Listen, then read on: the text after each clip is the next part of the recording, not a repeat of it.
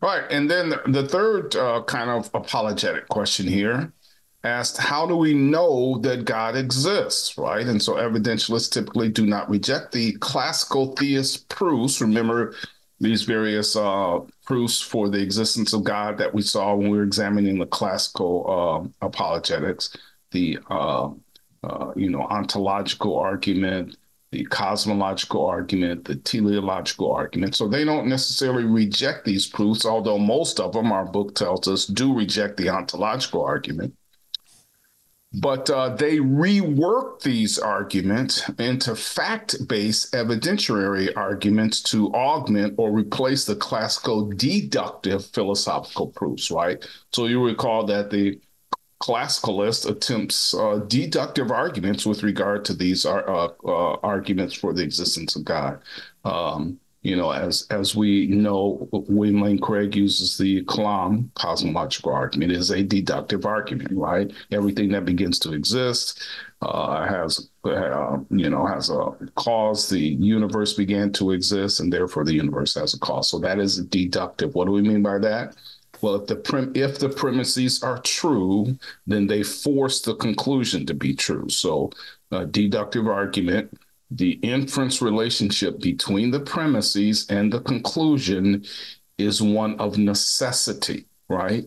And as we saw in our examination of evidentialists, they lean more toward probability arguments, that is, inductive arguments, and not deductive arguments with regard to necessity. So the evidentialists, for instance, would point also to miracles.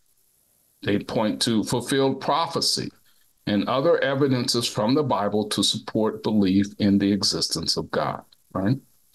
Right.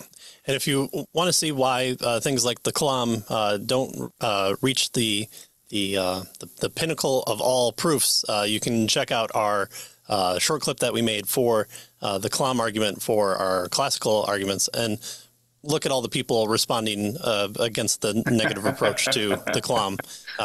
It's probably one of our most well-received one of our most well-received short clips from the atheist point of view. Then the fourth one, halfway through our list here, is if God does exist, well, here we go. Why does he permit evil? It's something that we all have to answer for. It's probably one of the most presented kind of initial claims when you're witnessing to friends even.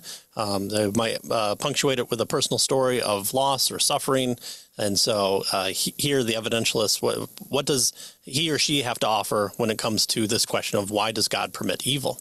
Well, classical apologists usually address the problem of evil in the most historically familiar form as a logical conundrum. How can God be all-powerful and all-loving yet permit evil? Well, evidentialists may discuss the problem in this form too, but they most characteristically deal with it in the matter of probability or evidence. Evidentialists point out various reasons why certain evils may be present in the world and argue that the positive evidences for God's existence is so great that the problem of evil doesn't make his existence unlikely. So they say, yep, let's grant the fact that all these evil things in the world are true and are evil, and we'll take everything for you. Regardless of that, here's all the evidence for God's existence. And so where it comes from on making the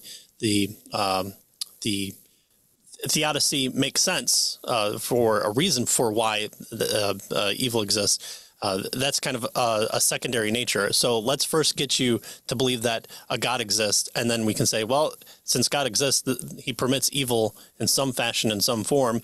So let's talk about that.